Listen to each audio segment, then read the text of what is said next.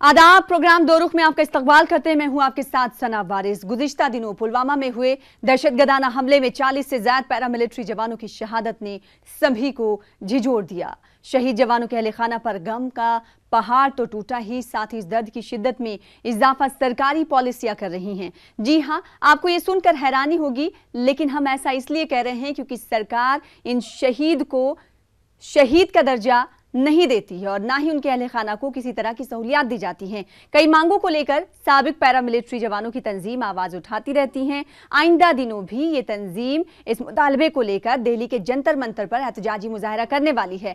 सवाल ये उठता है कि पैरामिलिट्री जवानों के साथ ऐसा सलूक क्यों? जो सहूलियात आर्मी के जवानों को मैसर हैं वो इन जवानों को क्यों नहीं मिलती? लीडरान को पेंशन मिलती है लेकिन इन्हें नहीं। फौजी जवानों को मिलने वाली मेडिकल, तालीम, रेल, हवाई सफर, पेंशन जैसी सहूलियात इन्हें भी मिलनी चाहिए। आज इन्हीं तमाम सवालों के चाहेंगे जवाब अपने खास प्रोग्राम दो रुख में, और इसी के साथ दो खास मेहमानों का भी तारुफ करा दे जो कि हमारे साथ जुड़ चुके हैं। हमारे साथ माधव भंडारी साहब हैं जो कि बीजेपी के चीफ तर्जुमान हैं, महाराष्ट्र के मुंबई से हमें ज्वाइन कर रहे हैं। आपका इस्तकबाल करते हैं, वेलकम करते हैं। और साथ ही साथ एक खास मेहमान और हमारे साथ जुड़ रहे हैं, सुरेंद्र राजपूत साहब, आपका भी इस्तकबाल करते हैं जो कि कांग्रेस के तर्जुमान हैं, लखनऊ से हमें ज्वाइन कर रहे हैं। आप दोनों का खैर मकदम करते हैं, स्वागत करते हैं। सबसे पहले माधव भंडारी साहब आपके पास आना चाहेंगे। शहीद को आखिर शहीद का दर्जा क्यों नहीं मिलता?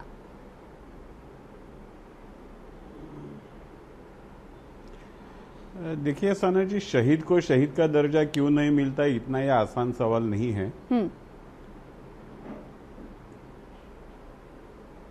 एक तो आर्मी एक अलग ऑर्गेनाइजेशन है, सीआरपीएफ हो या और भी जो बॉर्डर सिक्योरिटी फोर्सेस है वो अलग ऑर्गेनाइजेशंस हैं। आर्मी डिफेंस डिपार्टमेंट के मुताबिक चलती है और बाकी सारी सीआरपीएफ हो या बीएसएफ हो और बाकी जो फोर्सेस वो होम मिनिस्ट्री के तहत चलते हैं। उनके अपने रूल्स, अपने अपने रेगुलेशंस अलग अलग है। और हमने एक बात समझ लेनी चाहिए कि आज तक पिछले 60, 65, 70 सालों में लड़ाई जो होती थी सरहद पर होती थी, जब मिलिट्री के साथ होती थी।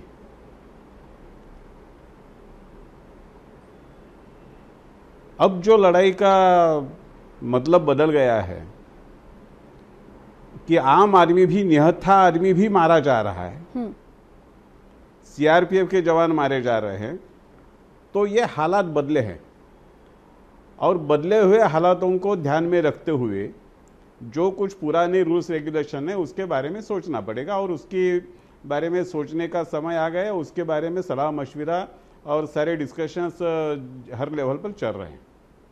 माधव भंडारी जी, क्या आपको नहीं लगता कि जो शहादत हुई है, जो खून बहा है मुल्क के तहफ़्फ़ुज़ के लिए, मुल्क की रक्षा के लिए, उन तमाम शोहदा को शहीद का दर्जा दिया जाना चाहिए? बिल्कुल, इसमें कोई शक नहीं, दो राय भी नहीं हो सकती है। ठीक है। और ठीक है सुरेंद्र, ठीक है, इस तरह की वारदातों में मारे जाते हैं। माधव भंडारी साहब आपके पास आएंगे, लौटेंगे। सुरेंद्र राजपूत साहब, आपसे सवाल यह है कि जबान पर शहीद होते हैं लेकिन कागज पर नहीं।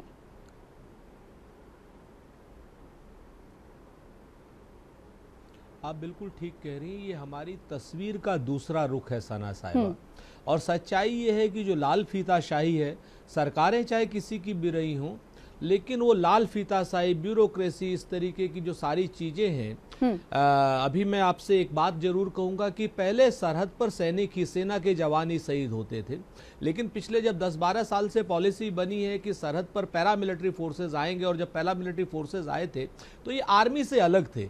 लेकिन पिछले 4-5 साल से, गुज़िश्ता 4-5 सालों में जिस तरीके से पैरामिलिट्री फोर्सेज के हमारे जवान, चाहे वो आईटीबीपी के हों, चाहे वो बीएसएफ के हों, चाहे वो सीआरपीएफ के हों, चाहे सीआईएसएफ के हों, और चाहे क्या नाम असम राइफल्स के हों, ये सारे जवान जब सरहद पे शहीद होते हैं तो निश्चित तौर पर इनको शहीदों का दर्जा मिलना चाहिए। और ये इतनी डिले क्यों हो रही है, ये हम आज की डेट में गवर्नमेंट पर क्वेश्चन नहीं, गवर्नमेंट को चाहिए कि इसको जल्दी से पेशतर जो भी अमेंडमेंट हो, कानून में जो भी अमेंडमेंट हो, सारी चीजों में, जैसे राहुल गांधी जी ने कहा कि हमारे आते ही हम तो शहीद का दर्जा देंगे, नंबर 1। नंबर 2, हम जवानों को खाली शहीद का दर्जा ही नहीं, उनके बच्चों की पढ़ाई लिखाई के लिए, उनकी कैंटीन की सुविधाओं के लिए, उनकी पेंशन की सुविधाओं के लिए भी निश्चित तौर पर बात होनी चाहिए, क्योंकि सरहद पर जो जवान मर रहा है, दोनों का खून एक है, दोनों एक ही नवैयत से शहीद हो रहे हैं, दोनों को आतंकवाद से ही सामना करना पड़ रहा है। तो यहां पर सेना के बराबर की सुविधाएं दिए जाने का कांग्रेस पूरा पूरा पक्ष करती है, पूरा पूरा जिम्मेवारी से कहती है कि अगर हमारी हुकूमत आती है तो निश्चित तौर पर हम इस पर विचार भी करेंगे और जल्दी से पेशतर कार्रवाई करके लोगों के सामने उसको रखेंगे। ठीक है, तमाम सियासी पार्टियां जो हैं इस मामले को लेकर कह रही हैं कि अच्छा कदम है और शोहदा को शहीद का दर्जा मिलना चाहिए। माधव भंडारी साहब, तमाम पार्टियों को आपने सुना होगा, और जब शहीद होता है कोई नौजवान, उसके घर के आलम क्या होता है ये भी हम सब ने देखा है। ऐसे में क्या ये जरूरत नहीं आन पड़ती कि सरकार को हंगामी बुनियाद पर शोहदा को शहीद का दर्जा दिया जाना चाहिए, ताकि जो सहूलियात हैं जो एक आर्मी के नौजवान को मिलती है वो इन्हें भी मिल सके। आखिर इतनी देरी क्यों सरकार की जानिब से? देखिए, रजपूत साहब ने एक सही बात पर अंगुली निर्देश किया है। उन्होंने ब्यूरोक्रेसी का जिक्र किया। आपको शायद मैं याद दिला दूं, हमारे मरहूम जॉर्ज फर्नांडिस साहब जब डिफेंस मिनिस्टर थे, उस वक्त का एक किस्सा शायद आपने सुना होगा। वहाँ के जो सियाचिन में रहने व लड़ने वाले जो जवान हैं, उनको कुछ गैजेट्स देने का सवाल था और उसको लेकर ब्यूरोक्रेसी फाइलें घुमा रही थी। आखिर में जाके जॉर्ज साहब ने वो जो ब्यूरोक्रेट्स थे उनको सियाचिन की ड्यूटी पर 8 दिन के लिए भेज दिया। जब वो सियाचिन से वापस आए तो जहां 17 रुपये की डिमांड थी वहां उन्होंने 40 रुपये दे दिए, क्योंकि तब जाकर उनको पता चला कि वहां हालत क्या है। हमारी ब्यूरोक्रेसी जो है वो एसी चैम्बर में बैठती है और कागज़ घुमाने में लगी रहती है, और वाकया जो ज़मीन की हकीकत जो है वो जानती नहीं है। उसकी वजह से कई सारी दिक्कतें आ जाती है। लेकिन सरकार लेकिन माधव सर ब्यूरोक्रेसी की बागडोर किसके पास होती है? 10 साल जब ये कारोबार चला रही थी कांग्रेस, जब 10 साल कारोबार चला रही थी तब कांग्रेस को ये मौका था, कांग्रेस ये कर सकती थी। कांग्रेस ने अपने कारोबार के 10 साल में ये नहीं किया है। आपसे सवाल ये कि ब्यूरोक्रेसी की बागडोर किसके पास होती है? अगर खामियां हैं तो उन्हें दुरुस्त करना चाहिए। वही तो मैं कह रहा हूं कि कांग्रेस को 10 साल ये करने का मौका था, कांग्रेस ने नहीं किया है। सर सियासत यहाँ मत करिए, सर सियासत की बात मत करिए। आपसे सवाल ये कि मिनिस्ट्री ऑफ होम अफेयर्स ने अगर पिछले साल की बात करें, कानून में बदलाव करने में हमारी सरकार का साथ देखी, इसका मुझे विश्वास है। इसके कानून में जो बदलाव करना पड़ेगा वो हमारी सरकार को कांग्रेस करेगी, ऐसा मैं भरोसा रखता हूं। नहीं, लेकिन आखिर नाकामी क्यों? सरकार अभी नहीं ला सकती क्या? जब तमाम मुद्दे पर आप ऑर्डिनेंस ले आते हैं तो नौजवान जो शहीद हो रहे हैं उनके तय आपका जो रवैया है वो इतना दोहरा क्यों है?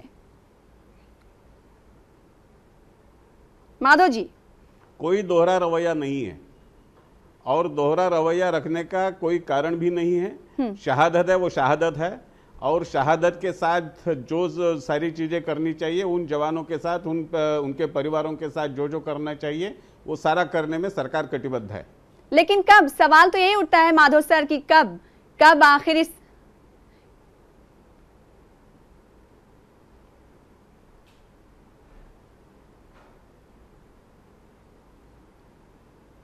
ठीक है, माधव सर ने शायद हमारा सवाल नहीं सुना।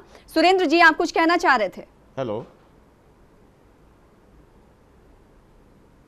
दो बातें थी। एक तो मैं माधव साहब से बड़ी विनती कर रहा था कि इस पर राजनीति ना हो, लेकिन उन्होंने राजनीति शुरू कर दी। तो अब मैं कुछ मुद्दे मैं आपको बता देता हूं, आपके पेशे नजर कर देता हूं, आप खुद ही हिसाब लगा लेंगे। 2004 से 6.5 साल तक पहले सरकार अटल बिहारी वाजपेयी जी की थी। क्या ये एक भी कोई ऐसा मुद्दा बता दे कि इन्होंने सीआरपीएफ के और पैरामिलिट्री फोर्सेस के जवानों के लिए कैसा कोई कदम उठाने की बात की हो जिसको यूपीए की सरकार ने मना किया हो? अगर अटल बिहारी वाजपेयी जी ने कोई उठाया हो, और उसके बाद गुज़िश्ता 5 सालों में अगर नरेंद्र मोदी जी की सरकार ने, जिसके समय में सबसे ज्यादा पैरामिलिट्री फोर्सेस के लोग मरे हैं, ध्यान दीजिएगा मेरी बात का।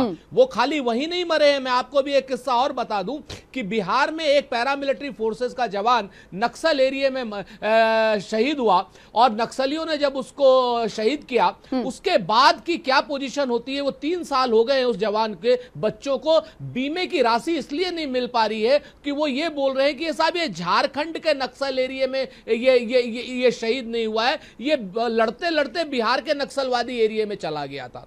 अब आप इस चीज को देखिए कि भारतीय जनता पार्टी ये बात बहादुरों की पार्टी है, जबान बहादुरों की पार्टी है, काम बहादुरों की पार्टी नहीं है। और पिछले 5 सालों में सेना के पीछे छुप करके अपने आप को बचाने वाले वो लोग आज ये कह रहे हैं कि साहब कांग्रेस ने नहीं किया कांग्रेस ने, आप कांग्रेस को फांसी पे चढ़ा दीजिए। हम पूरी तरीके से सहमत है, मान लेंगे आपकी बात। लेकिन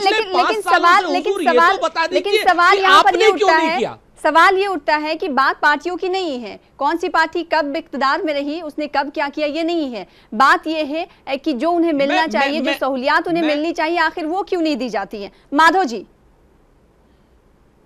मिनिस्ट्री ऑफ होम अफेयर्स की जानिब से, मिनिस्ट्री ऑफ होम अफेयर्स की जानिब से, माधव जी सवाल सुन लीजिए। इसका जो जवाब है, गुज़िश्ता साल 2018 में मिनिस्ट्री ऑफ होम अफेयर्स की जानिब से कहा गया था कि बहुत जल्द ये लागू किया जाएगा, शहीद को शोधा का दर्जा दिया जाएगा और जो तमाम सहूलियात जो आर्मी के जवान को, फौजी जवान को मिलती है वो मिलेंगी। लेकिन इतनी देरी क्यों? जब लास्ट ईयर कह दिया गया कि हाँ ये तमाम चीज़ें पूरी कर ली जाएंगी, तो फिर इतनी देरी क्यों? नहीं साना जी, मैं इसके बारे में तो आपको इतना ही कह पाऊंगा कि ये जो आपका स्पेसिफिक सवाल है उसका जवाब आपको होम मिनिस्ट्री के स्पोक्स पर्सन से ही मिल पाएगा, मैं नहीं दे पाऊंगा।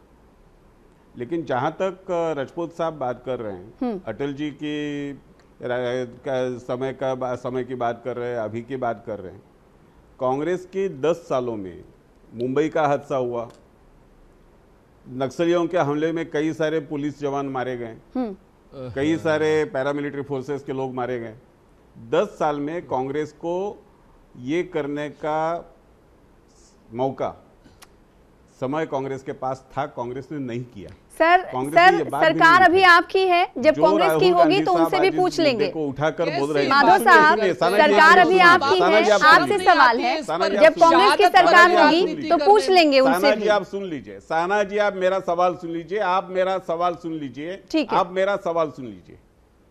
ठीक है, राहुल गांधी साहब आज इस मुद्दे की सियासत करना चाहते हैं, इस मुद्दे पर राजनीति करना चाहते हैं, और जो राहुल गांधी साहब इतने ताकतवर थे कि प्रेसिडेंट ने निकाला हुआ ऑर्डिनेंस प्रेस कॉन्फ्रेंस में फाड़कर कूड़ेदानी में डालते थे, वो राहुल गांधी तो 12 घंटे में कर सकते थे, उन्होंने क्यों नहीं किया? और ये करने में क्या दिक्कतें हैं, क्या प्रॉब्लम्स है, इनकी जानकारी कांग्रेस के नेताओं को भी है जो दुरुस्त कर सकते थे, लेकिन उन्होंने नहीं किया। और आज इसकी सियासत कर रहे हैं, आज इसकी राजनीति की कोशिश कर रहे हैं, आज शहादत की राजनीति करना, ये भद्दी राजनीति है। माधव साहब, सीधा सवाल ये है, जब कांग्रेस की सरकार होगी तो हम कांग्रेस की सरकार से पूछ लेंगे, कांग्रेस से पूछ लेंगे। अभी आपकी सरकार है तो जवाब आपको देना लाजमी है। सुरेंद्र जी क्या कहना चाह रहे हैं? 2 बातें मैं कहना चाह रहा हूं माधव साहब से, फिर मुझे शर्म आती है मुझे जवानों की शहादत पर राजनीति की बात सुनते हुए। अब मुझे फिर से एक और बात आपके सामने कहनी पड़ेगी कि आदरणीय अटल बिहारी वाजपेयी जी की सरकार ने ही सीआरपीएफ के जवानों की पेंशन बंद की थी। आखिर वो कारण क्या थे, ये बताएंगे जरा भारतीय जनता पार्टी के लोग कि पैरामिलिट्री फोर्सेस के जवानों की पेंशन आप लोगों ने कहा तो आपको सुविधाएं बढ़ानी चाहिए थी और कहा आपने बंद कर दी। नंबर 2004 से पुरानी पेंशन स्कीम बंद है, नई पेंशन स्कीम लागू की गई है और उसके तहत 500, 700, 1200 रुपए नौजवानों के अहले खाना को, शहीद नौजवानों के अहले खाना को मिलते हैं। माधव जी, और जो साबिक पैरामिलिट्री सना साहिबा, दूसरी बात सुन लीजिए। ठीक है, आप बोले फिर जवाब लेते हैं माधव साहब। दूसरी बात मैं आपसे जो कहना चाह रहा हूं कि जी मैं दूसरी बात जो माधव साहब से कहना चाह रहा हूं कि गुज़िश्ता 2004 से 2014 में हमारी सरकार थी, हम नहीं कर पाए, हम नाकाम रहे और जनता ने हमें वोट आउट कर दिया, जनता ने हमें 44 सीटों पर ला दिया। आपको तो 283 सीटों पर लाए थे, आपको तो सैनिक लोगों ने भी वोट दिया था, सीआरपीएफ के लोगों ने भी वोट दिया था। आप लोगों ने पिछले 5 सालों में क्या किया? हम सर्वशक्तिमान थे, हमने नहीं किया, हमने गलती की, हम मान लेते हैं। लेकिन आपने क्या किया, जिसको कहते हैं ना कि बकरी पाती खाते ताकि काढ़ी खाल, और जो नर बकरी खाते ताको कौन हवाल। आप लोगों ने तो इतना गलत काम किया। उन सैनिकों को कहा आपने कि हम पेंशन देंगे, उन सैनिकों को कहा कि हम शहीद का दर्जा देंगे, उनसे वोट लिया, और उसके बाद आपने उनकी बातों की नाफरमानी की। वोट की बात ना करें, आज तो सही होगा। वो वोट की बातें ना करें सुरेंद्र जी, वोट की बातें ना करें, बहुत हसास मामला है, सेंसिटिव मामला है। किसी बीएसएफ जवान के, शहीद बीएसएफ जवान के अहले खाना से हम मिलने अगर पहुंचेंगे तो शायद हमारे जो अल्फाज है वो ऐसे नहीं होंगे। माधव जी, आखिर सरकार की नाकामी आपको कहाँ दिखती है? जब दूसरे ऑर्डिनेंस आपकी सरकार ला सकती है तो क्या शोहदा के साथ आपकी सरकार को और आपको हमदर्दी नहीं है कि इसे हंगामी बुनियाद पर लाया जा सके? जो शहीद जवान नहीं है अभी, और उनके पीछे उनके अहले खाना है, उनके बच्चे हैं, उनकी देखरेख को लेकर बड़ा सवाल है।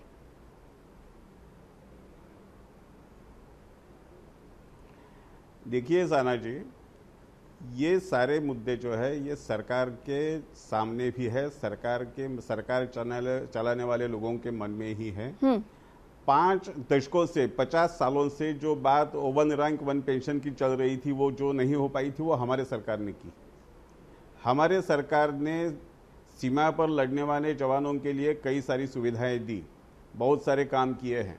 हमने जो कहा था उनमें से ज्यादातर काम किया है। और ये जो मुद्दा है, इस मुद्दे को लेकर भी सरकार बिल्कुल सकारात्मक रुख अपनाए हुए है, और सरकार इसका फैसला जल्द से जल्द करेगी, इतना ही मैं कह पाऊंगा। सुरेंद्र जी, माधव जी का कहना है कि सरकार इस पर जल्द से जल्द फैसला करेगी। विपक्ष में रहते हुए, अपोजिशन में रहते हुए, अगर सरकार इस मुद्दे को नहीं उठा रही थी तो क्या आपकी जानिब से, आपकी पार्टी की जानिब से इस ताल्लुक से इस मुद्दे को उठाना नहीं चाहिए था इससे पहले? सना साहिबा, हमने एक बार नहीं उठाया, हमने कई बार उठाया है। और जब सरकार के कान में जू नहीं रेंगी है, तभी श्री राहुल गांधी जी ने खुले मंच से कहा कि हमारी सरकार आते ही हम इनको शहीदों का दर्जा देंगे। और हम इस मुद्दे पर राजनीति नहीं करना चाहते। तो माधव भंडारी साहब ने शुरू कर दी। मुझे शर्म आती है इस मुद्दे पर राजनीति करते हुए। मैं आपको बताऊं, सच्चाई यह है कि हमने तो हमारा अहद है कि इन बच्चों को शहीदों का भी दर्जा मिलना चाहिए, इन बच्चों को वो सारी सुविधाएं मिलनी चाहिए जो सुविधाएं सैनिकों को मिलती है। बल्कि मैं तो एक कदम आगे जाके और कहता हूं कि मिलिट्री कैंटीन की सुविधाएं जो सिर्फ सैनिकों को मिलती है, सेना के जवानों को मिलती है, वो मिलिट्री कैंटीन की सुविधाएं भी इन बच्चों को मिलनी चाहिए। चूंकि ये नक्सल प्रभावित एरियो में भी रहते हैं, ये सरहद पर भी रहते हैं, ये जोधपुर की सरहद पर भी रहते हैं, जैसलमेर बीकानेर की सरहद पर भी रहते हैं, और ये कश्मीर की सरहद पर भी रहते हैं। एक बात मैं आपको बता दूं माधव भंडारी साहब, सियाचिन में कभी सीआरपीएफ नहीं रहती, सियाचिन में सिर्फ फौज रहती है। माधव जी, आने वाले दिनों में, मार्च की अगर हम बात करें, जो आने वाला महीना है, माह है, उसमें भी जो साबिक पैरामिलिट्री फोर्स के अफसरान हैं उनकी जानिब से एहतजाज किया जाना है दिल्ली के जंतर मंतर पर। क्या उससे पहले इस तमाम मुतालिबात को माना नहीं जा सकता? साबिक पैरामिलिट्री अफसरान अपनी बात को मनवाने के लिए एहतजाज कर रहे हैं, रैली कर रहे हैं, कितनी शर्म की बात है हमारे लिए, बताएं।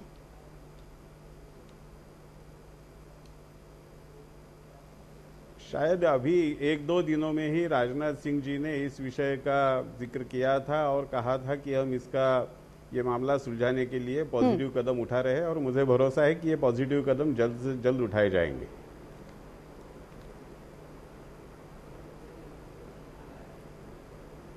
सुरेंद्र जी, माधव साहब की जानिब से कहा जा रहा है कि जल्द से जल्द ये कदम उठाया जाएगा, लेकिन वो वक्त के ताल्लुक से नहीं कह रहे हैं कि कब ये फैसले का निफाज किया जाएगा और कब सहूलियात दी जाएंगी। कांग्रेस पार्टी होने के नाते और उनके तर्जुमान होने के नाते, अगर सरकार इस मामले को नाफिज नहीं कर पाती है तो आपकी पार्टी की जानिब से क्या कुछ अभी 2-4 महीनों में किया जाएगा? देखिए, 2 बातें बड़ी स्पष्ट हैं। नंबर 1, सरकार कोई भी ऐसा कदम उठाएगी जिससे कि सीआरपीएफ के जवानों को शहीद का दर्जा दिया जाए और उनकी पेंशन बहाल की जाए, कांग्रेस पार्टी इस काम का पूरा समर्थन करेगी, पूरी तरीके से समर्थन करेगी। नंबर 1।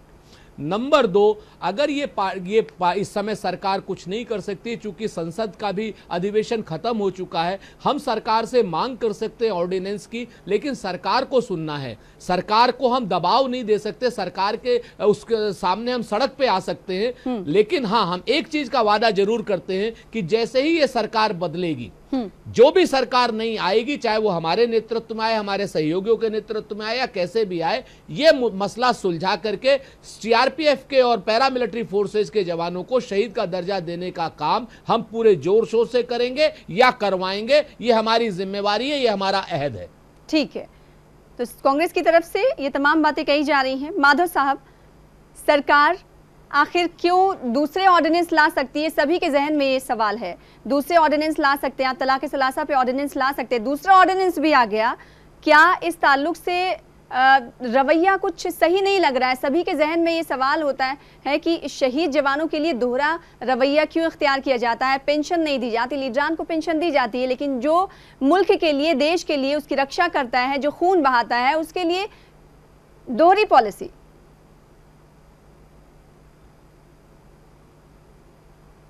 साना जी, एक बात तो पहले आप थोड़ा समझने की कोशिश करिए, मेरी लिमिटेशन समझने की कोशिश करिए कि मैं सरकार का प्रवक्ता नहीं हूं, मैं पार्टी का हूं, और वो भी महाराष्ट्र स्टेट का हूं जी। लेकिन जहां तक मेरी जानकारी है उसके आधार पर मैं आपको इतना ही कह पाऊंगा कि सरकार ने कोई दोहरी नीति नहीं अपनाई है, कोई दोहरा मापदंड नहीं अपनाया है। ये कांग्रेस की सरकार नहीं है। जो कांग्रेस की सरकार 10 सालों में 26/11 के हादसे के बाद, नक्सलियों के कई हमलों के बाद भी कुछ करने के सोच नहीं सकी, कर नहीं सके ऐसा मैं नहीं कहूँगा, कर सकती थी, बहुत कुछ करने की ताकत रखती थी, लेकिन नहीं किया, जानबूझकर नहीं किया। वो ये कांग्रेस की सरकार नहीं है। ये सरकार ये है कि जिसने आने के बाद ओआरओपी किया। ये सरकार वो है कि जिसने आने के बाद सीमा पर लड़ने वाले जवानों की व्यवस्था के लिए बहुत सारे काम किए हैं, और ये सरकार ये करके भी ये भी करेगी, इतना मैं भरोसा आपको देता हूँ। ठीक है, उम्मीद यही कि सरकार इस पर जल्द से जल्द फैसला ले और तमाम जो खानदान हैं शहीद जवानों के, उन्हें राहत की सांस मिले और जो देख रेख है उनके परिवार की, वो अच्छी तरीके से हो। सुरेंद्र जी, आप मुख्तसर जो जवाब देना चाहते हैं, कुछ कहना चाहते हैं, जल्दी क्लोजिंग करना है। जी जी, देखिए सना जी, एक बड़ा पुराना शेर था कि दुरंगी छोड़ एक रंग हो जा, सरासर मोम या फिर संग हो जा। सच्चाई ये है कि हमने तो एक पाकिस्तान के 2 पाकिस्तान किए, हमने तो शहीदों के लिए क्या क्या किया है, ये हमें कहने की आवश्यकता नहीं है, और ना ही हम शहादत को भुनाना चाहते हैं आपकी तरीके से 4-4 कपड़े बदल करके। शूटिंग शर्टिंग हम नहीं करते हैं भंडारी साहब, सच्चाई है ये आपके नरेंद्र मोदी जी करते हैं। माधव साहब, आप क्या कुछ कहना चाह रहे हैं? सुरेंद्र जी, लेकिन सैनिकों की शहादतों पर इस तरीके की बयानबाजी यही मत कांग्रेस कीजिए, है आपको भी जिसने शर्म आएगी कश्मीर इस को देश गवाया। में। आज भी प्रोग्राम के इख्तिताम में यही कहना पड़ रहा है कि आज भी इसी इशू पर सियासत होने लगी है। दोनों लोगों से मुअद्दिबाना गुजारिश है कि इस पर सियासत ना करें और जल्द से जल्द जो सहूलियात दी जानी चाहिए एक पैरामिलिट्री फोर्स के शोहदा के अहले खाना को, वो दी जानी चाहिए। सरकार से ये मुतालबा है और सभी का मुतालबा है। आप दोनों खास मेहमानों का बेहद शुक्रिया हमारे साथ जुड़ने के लिए और अपना अपना मौक़िफ़ रखने के लिए। फिलहाल इसी के साथ आज दीजिए 2 रुख में मुझे इजाजत। आदाब।